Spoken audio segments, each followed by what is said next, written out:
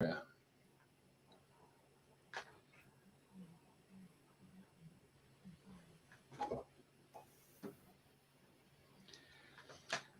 hello, folks. Welcome to Radio FM88. I'm the voice down below there on the totem pole. And the co-host, of course, is in the Northern Hemisphere, so she's sitting right at the very top of us. Interesting guest tonight and this morning for our guys in the UK. And without further ado, passing it straight to Andrena. And I can't stop laughing already before the show started, so I'm looking for everybody to participate in today's show. All right. Andrena.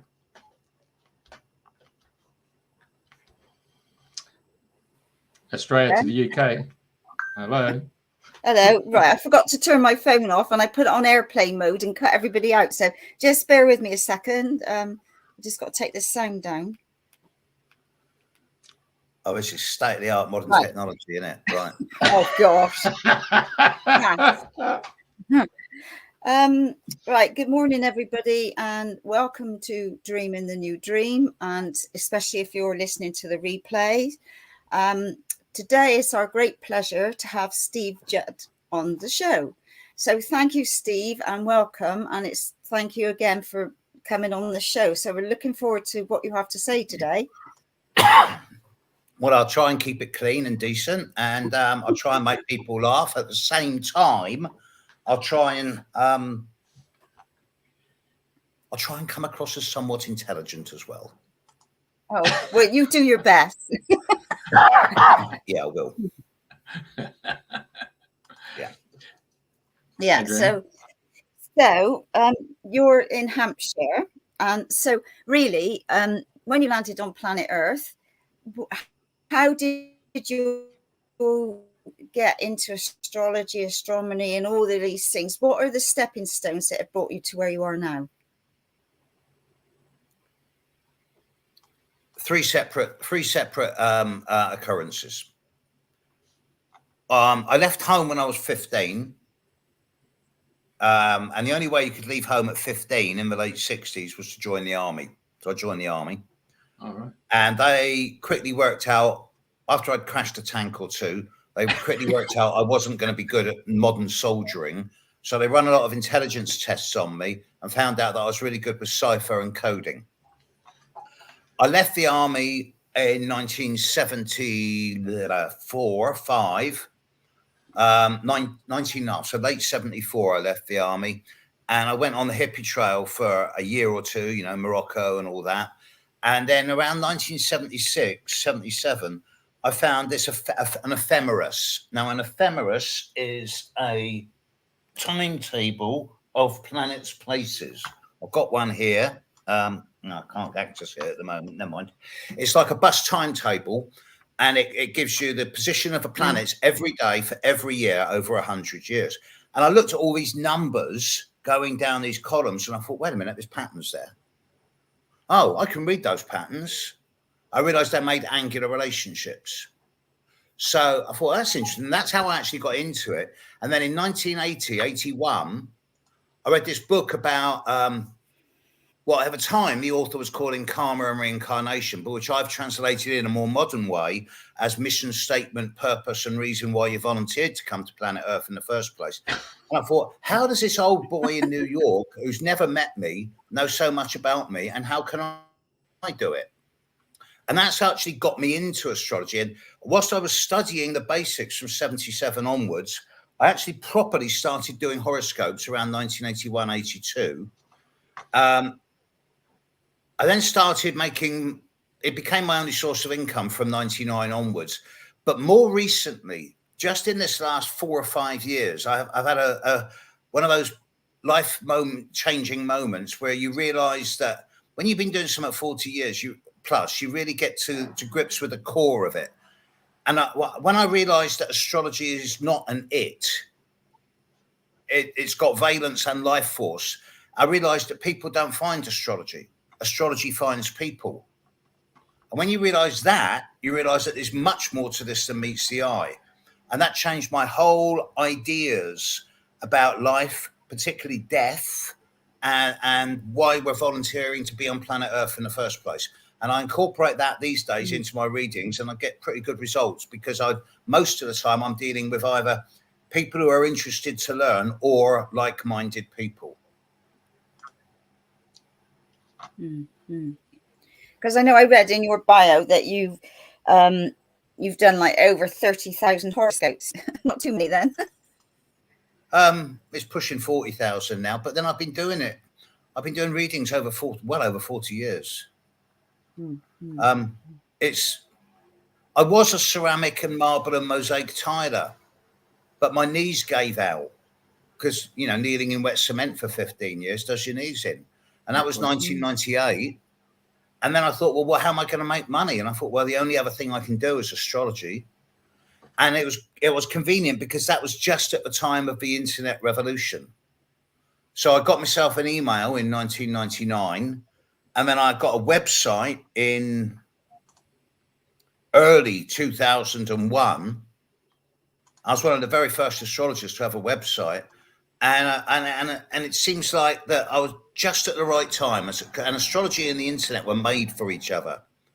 Astrology is the second most commonly looked at thing on the internet, and we all know what the first one is, but I'm not going to demean myself by mentioning it. So I happened to be I didn't happen to be. I was fortunate enough to be in the right place at the right time, and I count me lucky stars. I realise that's a crass thing to say, but yeah, I'm grateful. I'm grateful to astrology. I wouldn't be where I am today without astrology. I doubt if I'd be alive. Really? Right. Right. So for people, I mean, I know a lot of people follow their star signs in astrology and the planets and all sorts. So for people that maybe haven't or are new to this sort of thing, where would you start as a beginner's guide? Well, there's 2 or 3 different options. First of all, let's get one of the fallacies of astrology out of the way. Sun sign astrology columns are not worth the paper they're written on. No. They're rubbish. I know because I've written them for a number of different famous astrologers, and it's drivel. Right? If you want to learn astrology thoroughly, properly, there are a number of schools, and there's 1 or 2 particular ones that I recommend, which will thoroughly ground you in astrology over a number of years and make you into a proper astrologer. They will charge you, of course, but it's not excessive, but it's quite dry. There are other systems of learning, such as many astrologers, such as myself, do beginners, intermediate and advanced courses, and Zoom is a wonderful invention. Yeah. Alternatively, if you want to teach yourself, which is always the best way because that's the school of hard knocks, there are certain books, especially in this last 10 years, which are designed specifically for the beginners who know nothing. Particularly, I would recommend Astrology Decoded by Sue Fairbrother, F-A-R-E brother. She did the master's degree alongside me, and she deliberately set out to write an easy to understand beginner's guide to astrology, simplifying everything. Okay. So, but in the old days, everyone knew their sun sign. Now, a lot of people know their moon sign and their rising sign. And 40 years ago, I was saying, I really want astrology to be taught in schools, because I figured that if astrology were taught in schools, that within 2 generations, we'd see an end to warfare and violence. Now, with the internet, we've got the ability to teach the world astrology, and it's happening. And now, finally, astrology is starting to be taught in certain schools in certain countries, particularly in Montessori and Steiner schools, and not a moment too soon. No, that is fantastic news, and it'd be nice if they brought in much more other things as well, especially in these times of change, eh? Yes. To me, astrology and psychology are different sides of the same coin. And through studying astrology and or psychology, you get to know yourself in a way that's different to the way anyone's known themselves so far. It gives a much greater degree of depth, and it makes you realize that actually there's nothing wrong with you, despite everyone telling you that there's loads wrong with you. Yeah. And then you gravitate naturally towards like-minded people. And this is the emerging community. You know, the idea of families and groups of friends over the years has been very good for us, but we're outgrowing that now. More and more, I find myself saying to people, you need to find your tribe. Definitely. As much as family or friends, because tribe is unconditional. They love you just the way you are. True. There's a lot to be said for that, eh? Definitely.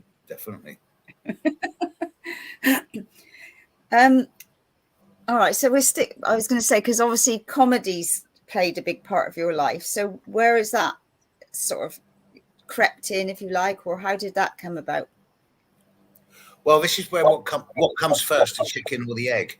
The nature of my personal horoscope is that I've always been a bit flippant. I've been the enfant terrible of astrology. I've always been the one that takes the mickey, and they've always the what used to be the hierarchy of astrology would always find me a bit irreverent. And then I just thought, well, this is who I am. I'm not going to adjust myself just to make you happy. And my catchphrase on my email now is that negativity can't exist where there's humor, which is a basic fact. So I cultivated this image of my evil twin brother, the caustic astrologer. Now he's retired now. He comes out on average once a year, just when I've had a few beers. But I developed this idea of making people laugh at themselves through their horoscope. Because if you can laugh at yourself, then you're not going to be pompous or arrogant. You're going to be a pretty balanced human being. Conversely, if you can't laugh at yourself, then there's probably something wrong. So that's where it came from. And later on, I'll give you an example of this type of humor when we come to certain sun signs. Right, that'd be interesting. Because I have seen different things in the past, you know, what each star sign, like the negative or the positive, and you read it and you think, oh, I don't like that. I just wanted to intervene there for a sec. I just want to say to this guy, look, today's a show about astrology. It's not here to do a chat for someone. That's a special thing. Then you can talk to Steve by email. Yeah. No, Carol's made a valid point, and she says about when babies come into the world and on the certificate or what have you, they don't put the time of that they were born, and then because that causes when people say, "Well, I don't know what time I was born." Okay, firstly, most countries in the world do record the time of birth on the birth certificate. America does. Canada does. India does. Many countries in the world record it. Scotland does. England doesn't. No, quite. Secondly, with experience and practice, there are ways of working out a birth time without resorting to channeling or dowsing. Yeah. There are ways to work out a birth time. Basically, in a nutshell, you set up the horoscope pattern for the beginning of the day, the middle of the day, the end of the day, and all these will give 3 separate patterns, all which have certain personality traits. And then you say to the client, okay, so which of this set of personality traits suits you best? And go and ask your friends, because they'll give you a more honest opinion than you'll be with yourself. And then they come back and go, well, it's definitely that pattern. So straight away, you got the time of birth narrowed down to a few hours each side. And there's other techniques by which you can refine the time of birth. And I've done this successfully with a large number of people, in some cases, normally to within 10 minutes each way, and in some cases down to a minute or 2. Oh, that's good. So it can be done. Yeah, right, okay. But yeah, it would be a good idea if they put it on. Save a lot of. But anyway, make my life so much easier. Yeah. Right. So north nodes and south nodes. Oh, blimey. Right. Okay. There's a point in the horoscope called the North Node, and the opposite point is the South Node. These were introduced to Western astrology by Madame Blavatsky, the founder of the Theosophical Society, who on her journeys in India discovered, looking at Vedic astrology, she found this concept of karma and reincarnation as symbolized by the North Node in the horoscope. And she brought it back to the UK and started bringing this idea of karma and reincarnation into Western astrology. And that stuck around until very recently. It's still valid in the eyes of most astrologers. But I've done some work on this. For a start off, I've read the entire writings of Isis Unveiled, both volumes that thick. I've read the whole thing. Wow. I'm never going to do that again. No, I bet. The idea of the North Node in Vedic astrology and in most forms of Western astrology talks of karma, whereas the ways you influence this, way you behave in this life will influence your next life, or the way you behaved in your last life indicates why you're like this in this life. At the time that I realized astrology was not an it, but it is what I call a she, I realized that there's no such thing as death. It's just a transition of consciousness. You switch dimensions. And I thought, well, if there's no death, then there's life before birth and life after death. Therefore, that knocks the concept of reincarnation firmly on the head. Therefore, karma, as we've been led to believe it, is just yet another religious guilt trip. You must be a good person, otherwise you go to hell. That's what priests have said to us for thousands of years. So instead, I shifted the emphasis from external guilt, blame, or judgment into internal judgment of oneself, and suggested that the North Node in this day and age stands for words like mission statement, purpose, and reason why you volunteered to come to planet Earth in the first place. So to those of you who have a little bit of astrological knowledge, look at the sign of the Zodiac and the house of the Zodiac that your North Node is in, find the key words that pertain to that sign and house, and there you'll have the bare bones of why you volunteered to come to this planet in the first place, what your mission statement is. Now, that's my take on it. I might be completely wrong, but I don't think I am. No. I think you've had a few years of experience, like you say, eh? Yeah. And if I'm deluding myself, I'm happy in my delusions. And why not?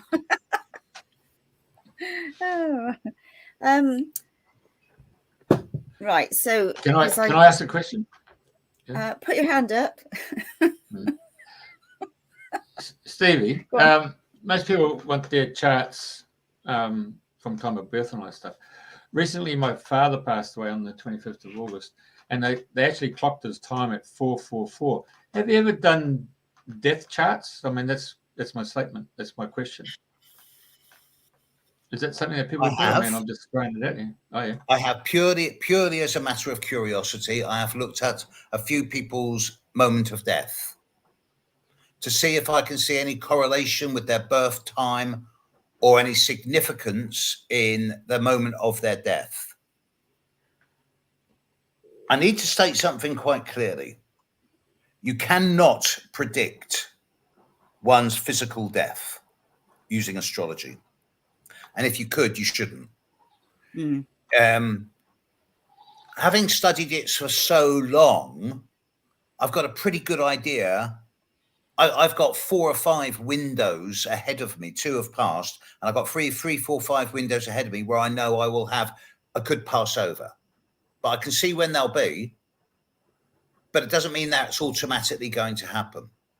Conversely, there are certain indicators in the chart that denote long life, with about 10 to 15% of my clients, I will say to them, right, you've got old bones. You're going to live a very long time, and you're going to keep your marbles and your mobility till the day you die. But as to the actual forecasting of death, no, you can't. No. Because astrology isn't cast in stone. There's nothing written in stone here. There's no destiny. There's no fate. I come fate is much more of an Eastern religious tenet.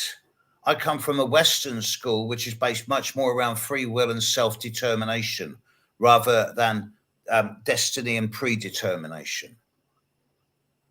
So, yeah, death to me is, but as I say, death to me is when you die, you just go into the next dimension, and hopefully all your mates who have passed over before are waiting for you, and you've got a big party waiting for you. Exactly. Definitely. Okay, Does that answer your question, Jeffrey? It does. To me, death isn't something to be scared of. We've been force-fed this kind of divisive thing around death is the end. It's not. It's just it's the start of the next chapter. I'm not worried about my death. Mortality holds no fear for me. The method of my physical death is a bit, I don't want to be in a hospital bed with pills and tubes, but, but I have no fear of mortality or death. No, ditto. Yeah, and because I was, my intention to go into my sleep in my own home, not like you say anywhere else. Right, I have considered bungee jumping or a harder day. But sleep would be a good way to do it also. Doing something like that, though, you could end up a bit of a cropper. Yeah. But because I know a lot of people say, when you say something, oh, that's their fate, that's in the stars, that's their destiny. So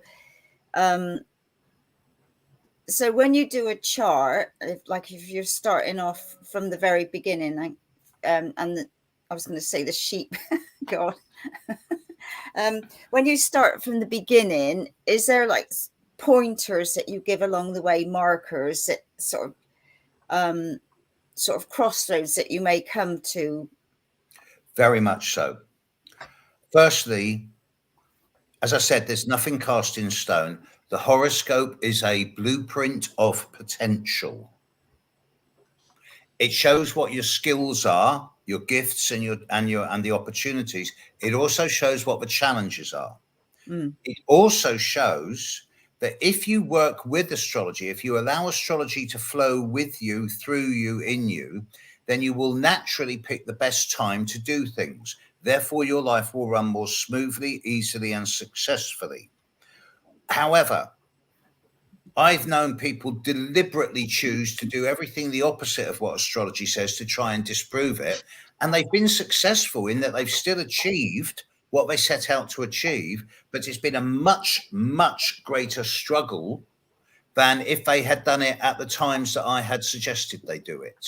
There's one of the oldest tenets of astrology, right up there with as above, so below, is that the planets impel, they don't compel. You don't have to listen to it. You can choose to ignore it if you wish.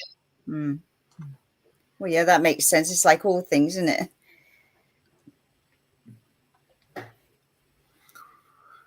I know what the next question will be from that. You're going to say, well, if the planets impel, then how can I prove that the planets actually influence us? Well, that could be an interesting question. Go on. Well, I kind of can.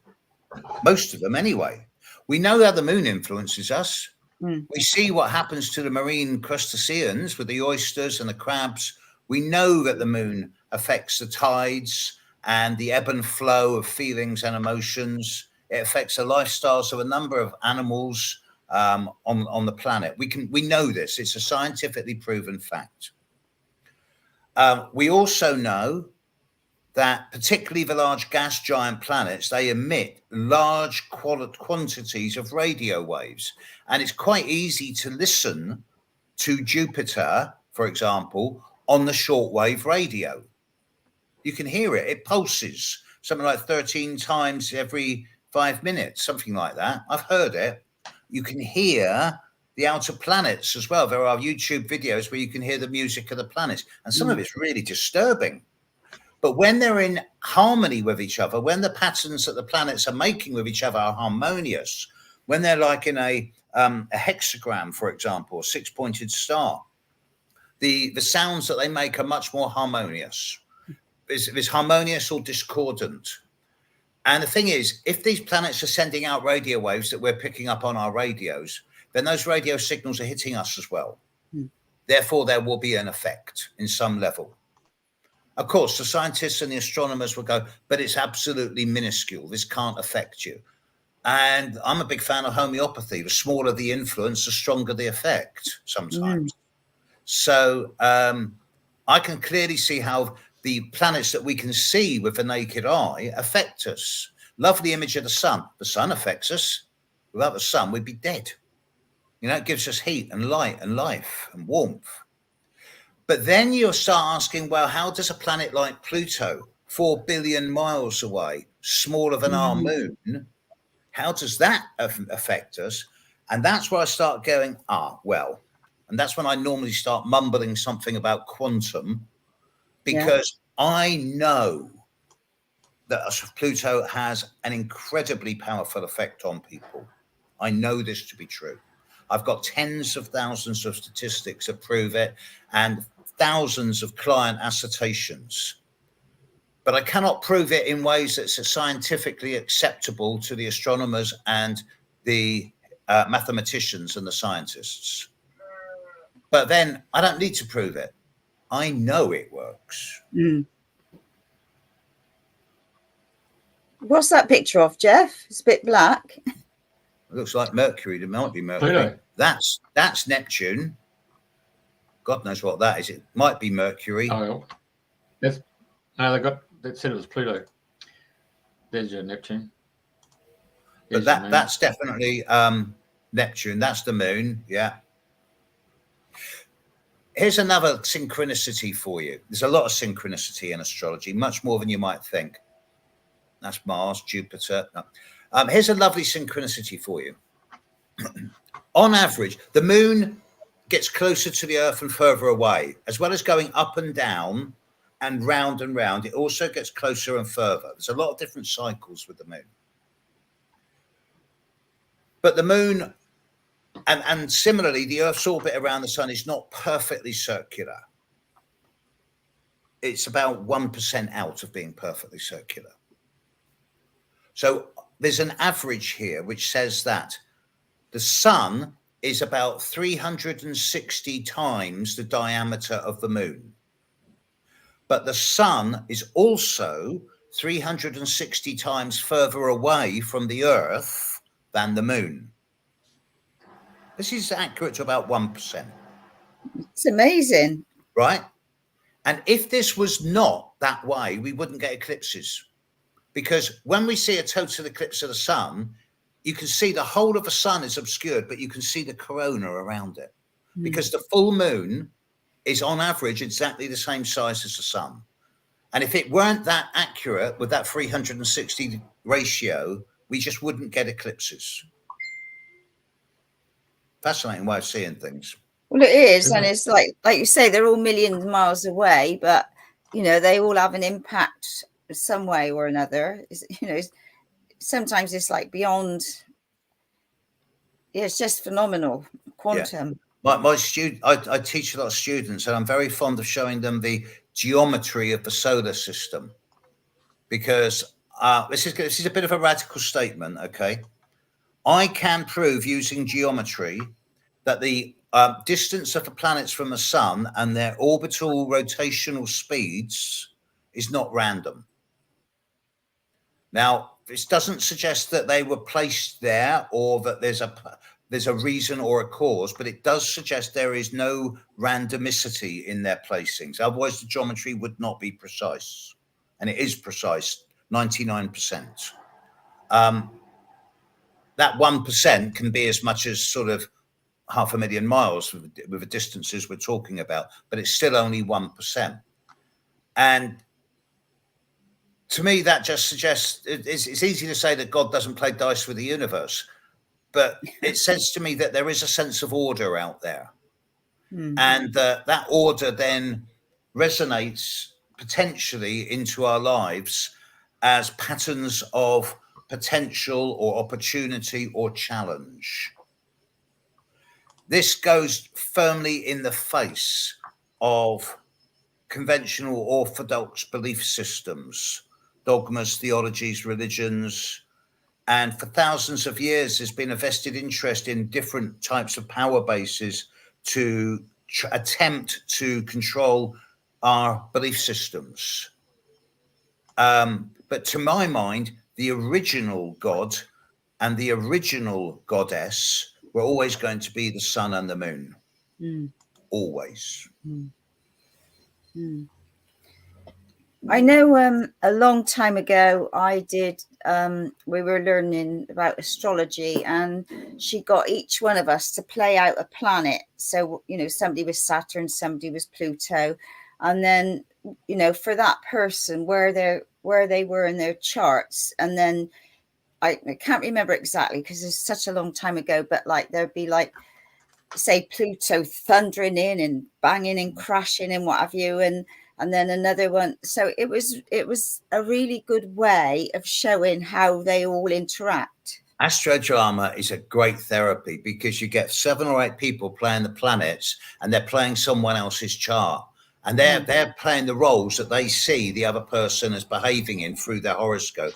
And then the person whose chart it is looking on, and they're either laughing at themselves because they can see themselves in the other people's actions, or more commonly they're going, but I'm not like that at all. At which point everyone else turns around and goes, yes, you bloomin' are.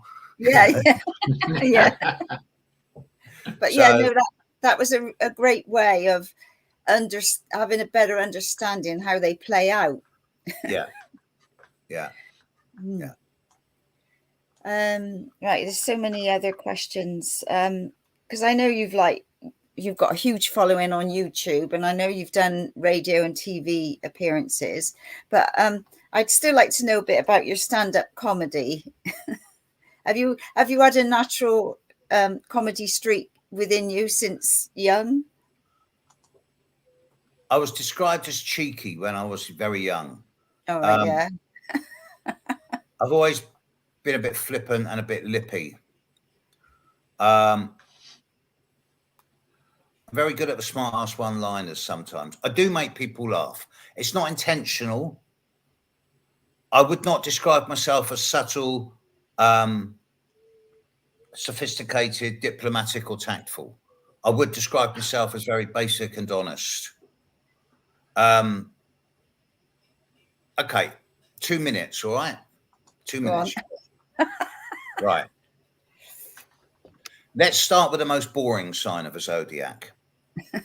Watch out, people. Taurus. Right. Okay. Taurus. If you want to wind up a Taurus, you just take away their money. Tell them that they're being possessive and greedy. Eat all their food. A Taurus with an empty fridge is a sorry sight.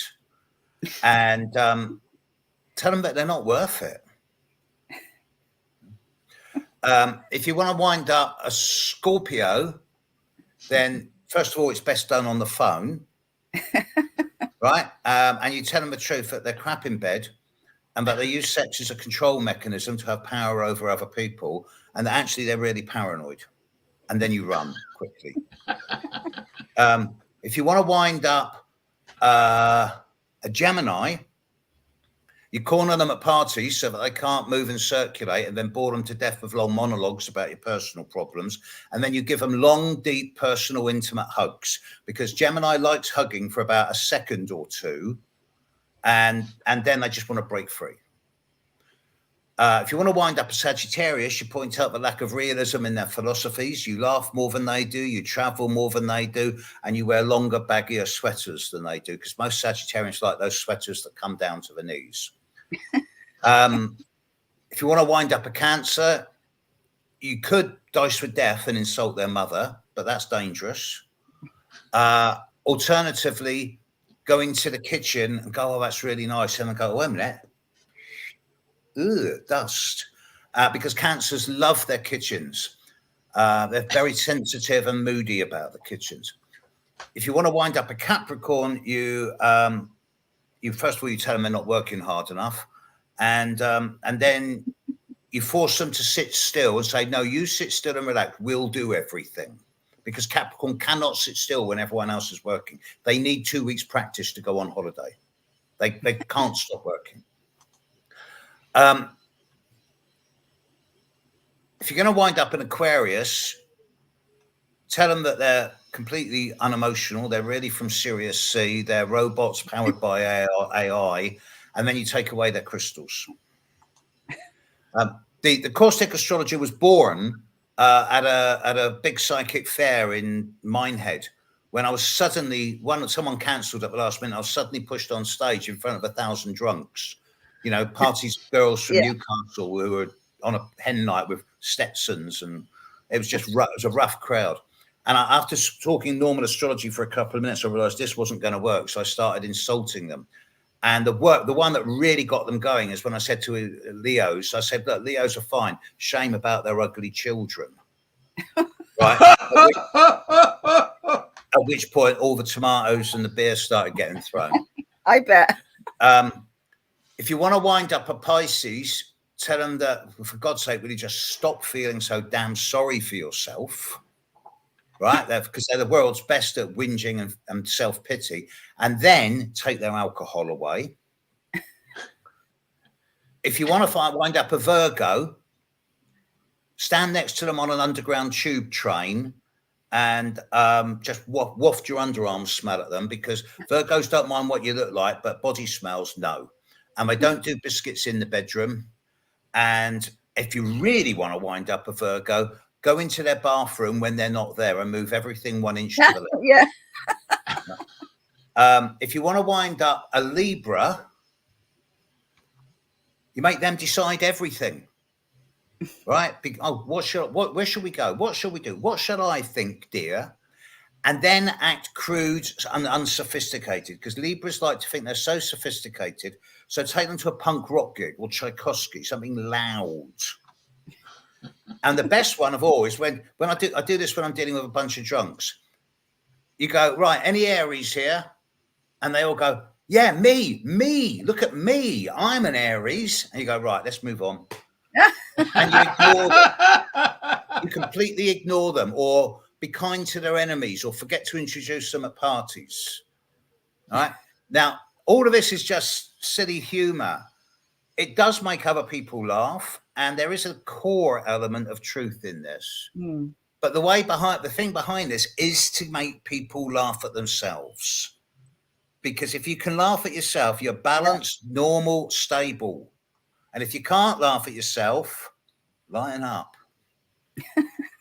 Very good. How to make friends and find a few enemies, eh? I'm doing it with love. I know. And with all what's happened over the last few years, now more than ever in these challenging times, we're all shifting and moving and what have you. We need much more fun and laughter. And we always say we act our shoe size, which is size 5, and we have fun with a capital F, because it's so important. Well, laughter releases endorphins into the bloodstream, right? And it is my experience that people who laugh lots generally live longer. Yeah. And they generally have a lot more fun. And at heart, we are playful animals. We are playful. It doesn't matter how much money you got, how successful you are. If you're not having fun. Yeah. Well, that's it. That's our motto, is to bring in the fun, the laughter every day. Just find little silly things that make you laugh, and it's have a chuckle. I mean, once I start laughing, and if I'm out with my sister and we get the giggles, that's it. We're uncontrollable, but our sides are hurting, but that's what it's all about. It's just seeing the fun side of things. Hey, when you were talking about the Pisceans, I actually thought you were describing all the English. Jeffrey, excuse me? Yeah, I missed that. Say that again, Jeffrey. Well, when you're talking about the Pisceans, Yeah. it sounded like you were talking about every Englishman. So my question is, does every country have its own star sign? Now, I have got a riposte to that. I have got a way of working that one. It's moderately offensive. There is a point in the horoscope that's called the ascendant or the rising sign, okay? And it's actually the part of the sun's orbit, one of the 12 signs of the zodiac, that is rising on the eastern horizon at the moment of your birth. If you're born on the equator or between the tropics, each sign of the zodiac comes up on the horizon approximately every 2 hours. But the further north or the further south of the equator you're born, that difference gets more notable because the Earth is not on a permanent north-south axis. The Earth is tilted at 23 degrees. So in the northern hemisphere, you have signs like, for example, Leo, Virgo, Libra, Scorpio, which are much more common as someone's ascendant. One in 8 people in the UK or North America will have Virgo or Libra rising. Whereas in the southern hemisphere, it's much more common to find people with Aquarius, Pisces or Aries rising.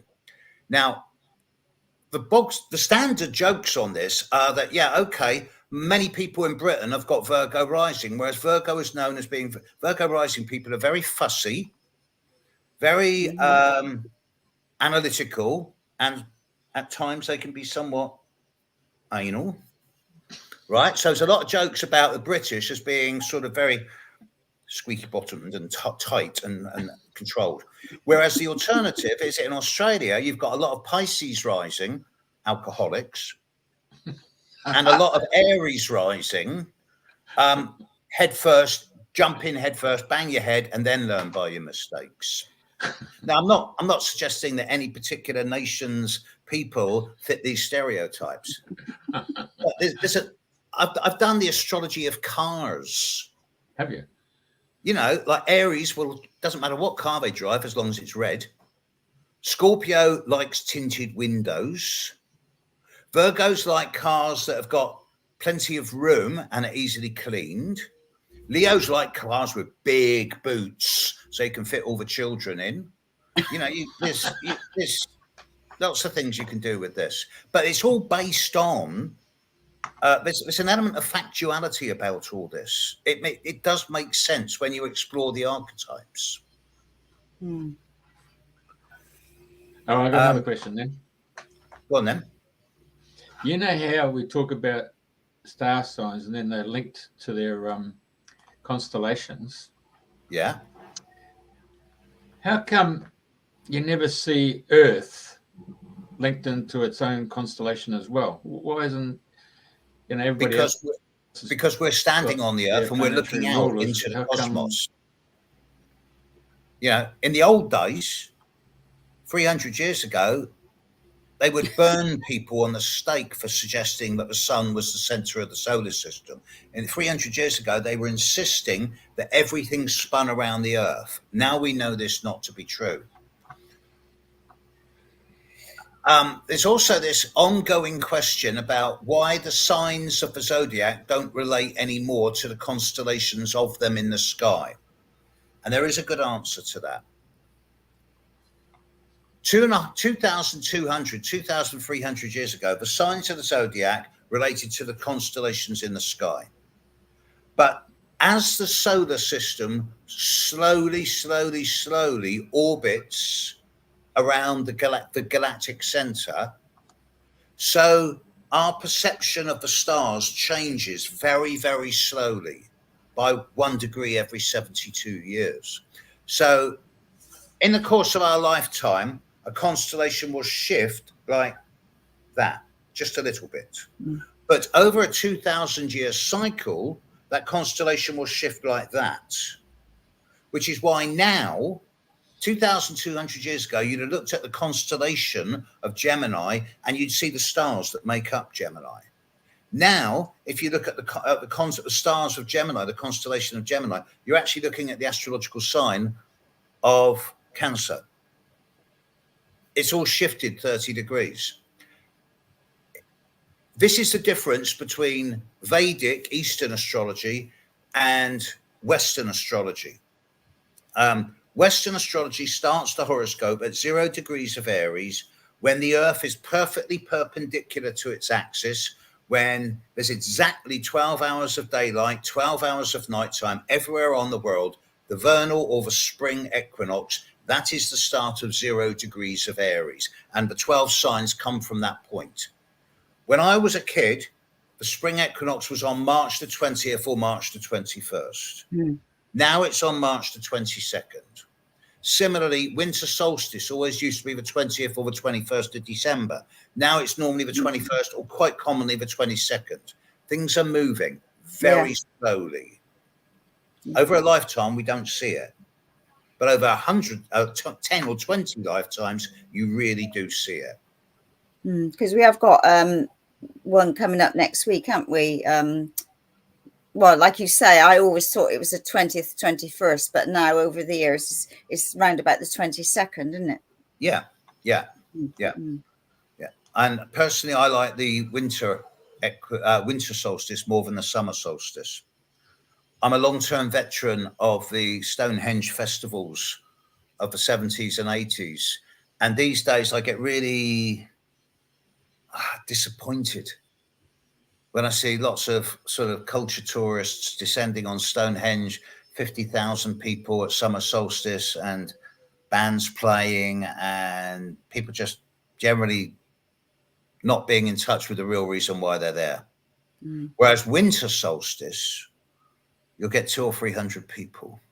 And they're the hardcore, they're the tribe. And they're the people who know what they're there for, because the old stone circles, the old sacred monuments, most of them, if not all of them, are set up to patterns in the sky as they were at the time that those monuments were built. I'm fortunate enough to live in a country where there's more stone circles than any other country in the world. Yeah, that's true. So I have been to many of them. I love them. Yeah, no, ditto. So with like events that we've had recently over the last few years, can you, when you're doing your charts, do you see the different things that are coming up and the ripple effects? Right. I've just republished this, okay? The Law of Pluto. Now, I originally wrote this in 2014. And in 2014,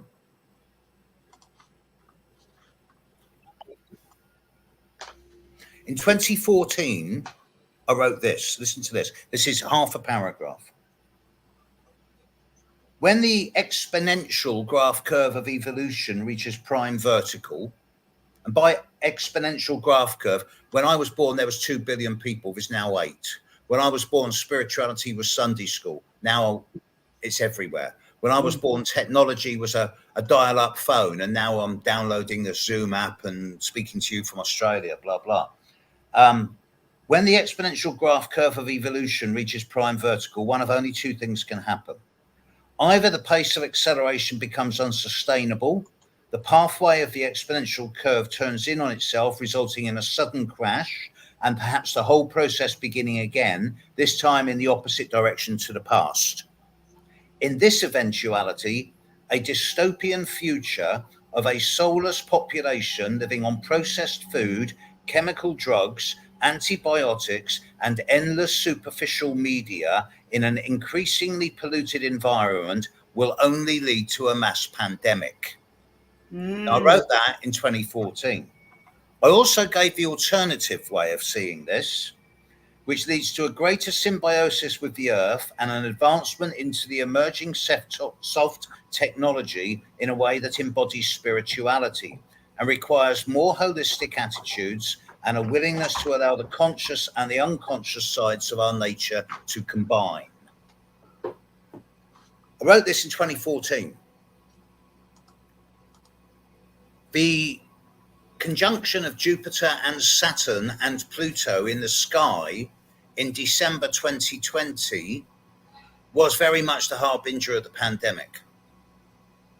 But that was only a taste of what's to come. I'm going to be deadly serious now. Yeah, no, I hear you. In the next 3 years, Pluto is going to leave Capricorn and move into Aquarius. Uranus will leave Taurus and move into Gemini. And both Saturn and Neptune together will leave Pisces and move into Aries. All of the 4 outer planets will move from the feminine into the masculine signs.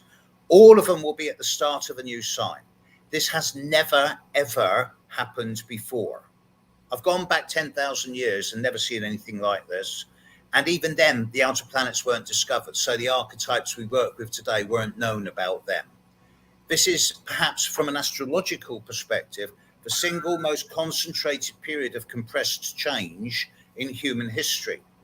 And the negative way of looking at this suggests a pandemic which makes COVID look like nothing. And the devolution into some type of automaton or mechanist world where we become kind of cyborgs, where we adjust our DNA to cope with the environmental pollution. And this is a horrible idea, but it's the negative way of looking at it.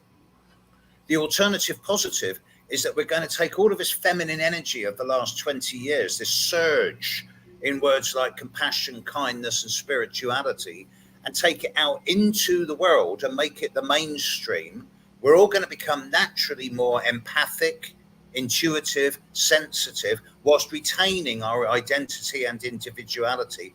And we'll just know when someone around us is harboring bad thoughts or about to commit an act of violence. And this is the type of future that I'm trying to dream in for myself and to generate for other people. Because by doing that, we'll get out of this three-dimensional well, start expanding our consciousness. We only use 23% of our brain when we're awake. The rest is waiting for us to use it. And once we do that, we're going to realize that there's a lot more out there waiting for us than we've previously thought possible. It's an incredible time to be alive. I'm really privileged to be alive at this time. So yeah, get your surfboard and this is not about going with the flow, because that's easy. Yeah, that's true. This is about flowing with the go. Yeah, I like that. Current and deliberately working with it. Yeah. No, that makes total sense. And we signed up for this, like, to be here in the greatest time of history. Yes. And even though sometimes you think, I never signed up for this. Yes, you did. Yes, you did. And the horoscope serves as a tool to help you wake up and remember why you came here in the first place. That's amazing. And I wouldn't describe myself as racist, but I do differentiate these days more and more between human beings and humans being. Okay, there's a consciousness implied with humans being, whereas human beings, they just want their processed food, their 9-to-5 job, their 2.2 kids mortgage, their Netflix. They want it all on a plate. They don't want to have to work for it. But evolution is not something that happens to you. You have to reach out for it and work with it. You have to strive. And that's important. Totally. So, excuse me, I've been ranting. No, it's good for you to rant. You get it out. You get it out of the system. Yeah. Okay. Oh, yeah, totally, Katie. So, so you've enlightened a lot of people and given people a better understanding. So, is there any sort of words of wisdom? I mean, I know that people, and I don't know if that's still the case, you used to be able to download, I think it was Astrodents or Dienst or something. Yeah. And get a chart. I mean, do you still recommend for people that got no idea to just download that and just see where they're at? There's lots of free resources out there. What would you recommend? Astrodents is a great one. You can download your horoscope. You can punch in your date, time, place of birth and get a free horoscope. And it will give you a kind of very generalized free reading on a computer printout. There's also a great website called Cafe Astrology, which is just ram-packed full of different types of descriptions of various parts of your horoscope. There's so many different resources out there. I really like Cafe Astrology. So how are you spelling that? Is that with a C or a K? C. Two words. CAFE Astrology. I don't know the people who run it. I have no connection with it at all. It's just a brilliant resource. All right, we'll have a look at that later then. They've done the world a big favor there. Yeah, yeah. So any words of wisdom that you'd like to impart? Huh. In the nicest possible way, please. Well, he's got something coming up in a couple of weeks, haven't you? Didn't you want to? You're right. I have. It's. I've mentioned it once online so far, and I've half sold out already. I'm doing a weekend teaching live in South London, where I'm doing 6 hours of teaching each day and providing people with a really great vegetarian meal, Indian meal, and lots of teas, coffees, and biscuits. And I'm doing it because I love teaching. And then if that works, and it should, I started doing this before the pandemic, but now I'm rekindling it. I'm going to take it out of London, and certainly I've got the potential to do it in Edinburgh and Bristol. And if it does work, I am going to take this abroad. Brilliant. Because I really want to. It's not an astrology roadshow, but it is the idea of taking astrology out into the world. And I've got enough. I think I've got enough clients and interested people so that I can cover my costs, which is all I really want. You'd be good in Glastonbury to do that as well. Yeah. Glastonbury. Yeah, go on. Yeah, once you get through everyone called Merlin and Guinevere, yeah. I'm being facetious. I love Glastonbury. I've got a lot of friends there, but it is a kind of microcosm of the world. You know, I had a dream long ago about Glastonbury. I was flying high over Glastonbury, and I looked down, and all I saw was this beautiful, white, expansive, glowing, vibrant light coming from Glastonbury. And then I looked deep into that white light, and I saw there were little specks of black. Because wherever you are, wherever there's light, there's dark. Mm-hmm. Now, I have a big problem with light workers. All these people who preach love and light. If you can't work with the dark, don't work with the light. Dark isn't negative. It's just dark. Through my work, particularly with Pluto, I encourage my clients to go into the caves at their bottom of the soul. I encourage them to deal with fear, terror, phobia, paranoia, to deal with it, let it out, release it, purge it, cleanse it. And then you become more psychologically stable, more psychologically integrated. And then you realize that dark and light are just equal sides of the same coin. Yeah. Yeah. It's like your shadow side, isn't it? You can't work with shadow, don't work with light. Yeah. Otherwise you become imbalanced. And most of these so-called light workers have all got dirty socks under the bed somewhere, or something like that. You know, there's always a shadow somewhere. So I'm a bit skeptical about the holier than thou brigade. I have my shadow side, I have my dark side, and I love it. I'm not corrupt much. I'm certainly not a nasty person. I've never done anything to actively hurt anyone in my life. And I hope I never will. But if you can't deal with the difficult stuff inside yourself, then you're in denial. Mm. But in this day and age, you need, whatever's coming up, you can't push it to one side anymore. It'll keep coming up until you deal with it, won't it? And this influence is only going to get stronger and stronger over the coming few years. Yeah. There's so much knowledge, wisdom, information out there now that it's almost like a tidal wave. It's like I say, it's the acceleration of evolution. It's going to happen. It's just a question of whether we go with it willingly or kicking and screaming. And many people will go with it kicking and screaming because they'll suddenly realize that they can't have all their chemical medicines because the drug trade will gradually fade away, and that they can't have all of their benefits because the system is inherently fragile. And yeah, it's going to be a difficult transition for a hell of a lot of people, especially those who have got a vested interest in greed and profit. But this is representative of the last 2,000 years. When we are literally now moving into the age of Aquarius. And if you burst into song, I will walk away, right? But it is happening. We're changing our consciousness. And not a moment too soon, to quote Terence McKenna. No, I agree totally. So what date is your course, and is it on your website? So how many people are you looking to have on that? Oh, that one, the live one, that's just sort of 60 people, 70 people in a restaurant. But every year I do about 30 weeks of teaching online. I do 3 beginners modules, one on the signs of the zodiac, one on the planets of the zodiac, one on the aspects of the zodiac. And then I do an intermediate module where I look at astro mapping, relationships, the asteroids.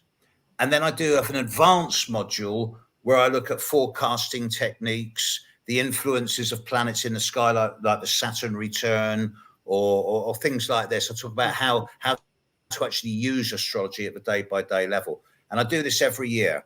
And the next course is going to be starting on the end of February. All the details are on one of my websites. They're on my teaching website, which is Astrobabble Productions. Yay, Astrobabble Productions. I like the babble. Well, that's what I do. I babble on about astrology. It's my modus operandi. I babble. I talk astrology. Astrology talks through me. You know, she's got me. She's not letting go of me. Once you learn astrology, you can never unlearn it. So once she's got you, she's got you. Right. So there were a few questions. So Carol's written, some leaders are attempting to lead us into the age of Scarius, never mind Aquarius. Well, that's because they have a vested interest in remaining in power. Indeed. Doesn't matter whether they're politicians or industrialists or priests. You know, they don't want to lose their power. We're becoming more self-empowered. But everything's being uncovered, isn't it? You know, you're watching more and more, you know, which is fantastic. It's a long time. Right. Somebody said, I want to sign up for that one, but got no email reply. That's the thing in South London. That's because I've got so many people, and I'm going to reply to those emails in the next 36 hours, all of them. All right. Well, there you go then. Anything else, Jeff? I saw quite a few. Oh yeah, there's a nice picture of you with Jonathan Kane. This passed on. Yeah. I used to love his horoscope. Always, that was the first thing I looked for when I saw paper. Never bought the paper, but I read the horoscope. Yeah, I'm deliberately not going to be any ruder than I've already been about certain elements of the British media because no, that's not. No point. No. Right. Okay. Anything else you'd like to finish up on?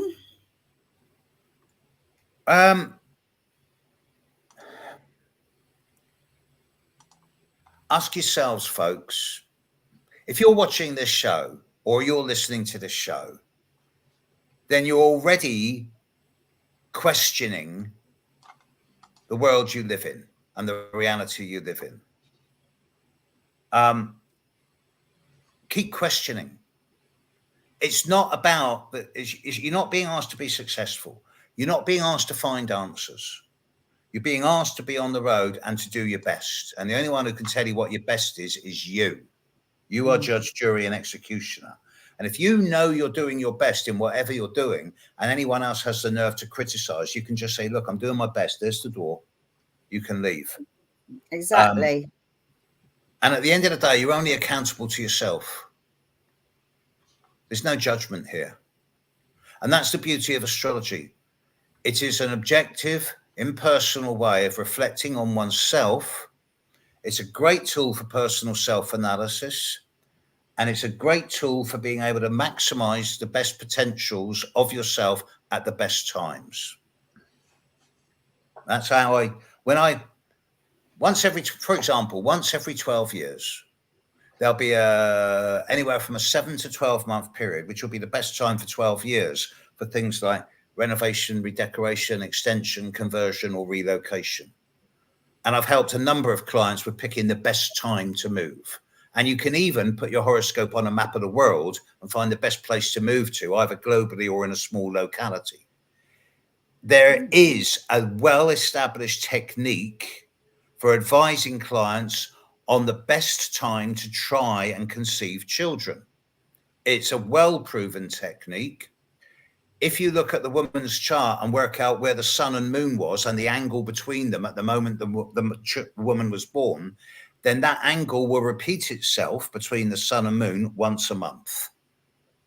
And that at that time, there is a 10 to 15% better than average chance of conception than most other times. This has been particularly helpful with clients who are using IVF, sorry. Yeah. Yeah. Interesting. There's so many different facets here. Yeah. Yeah.